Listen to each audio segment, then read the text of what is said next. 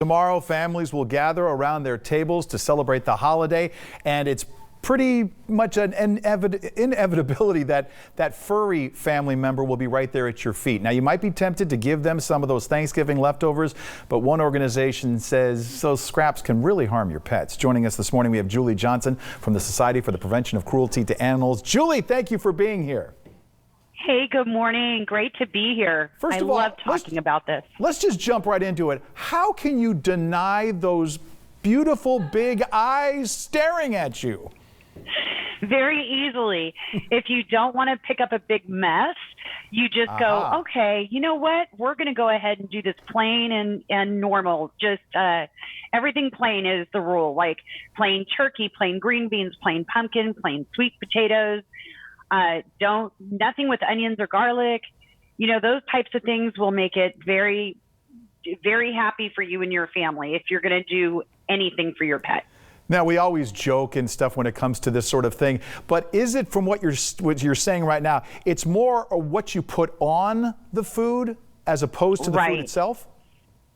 Right. So different seasonings, grease, dairy, all of those things can really upset your pet's tummy because they're not used to it, right? If you're really just feeding their dog food, this is a whole switch. And even though it's tempting because they're crying and just like looking at you so sadly, again, if you want to take some of like the turkey breast without the skin and make sure that it's rinsed really good, and I'm talking a little bit, I'm not talking a whole bunch here, I'm only talking about a little tiny bit, you know, go ahead. But, you know, for the most part, just think about the fact that, you know, you want everybody to have a happy tummy and not a bad tummy. Exactly right. You know, we hear stuff like, you know, chocolate is an absolute no when it comes to your pet. Are there any other foods that meet that criteria?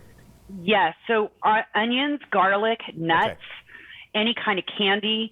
You got to be really careful around the sweeteners that are artificial sweeteners like, you know, Sweet and Low and some of those brands, Splenda.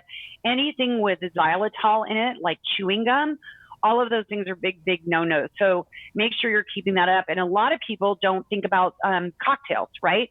You might be having some cocktails. Make sure that those aren't near your pets so that it's easy for them to drink up. What other healthy alternatives are out there? I mean, you could almost make a little Thanksgiving meal just for your pet. Absolutely. So plain mashed potatoes, again, plain pumpkin and plain sweet potatoes, plain turkey and plain green beans, plain carrots. Some dogs like carrots or apples. Those are all fine. Just be really, really careful that you aren't giving them anything that's got the stuff on it. And resist the urge of letting them clean your fingers for you. Yes, yes. Again, all that grease and fat, you don't want them to have it. Not at all. Julie Johnson, thank you for joining us this morning and helping us to figure out ways to share Thanksgiving with our pets safely.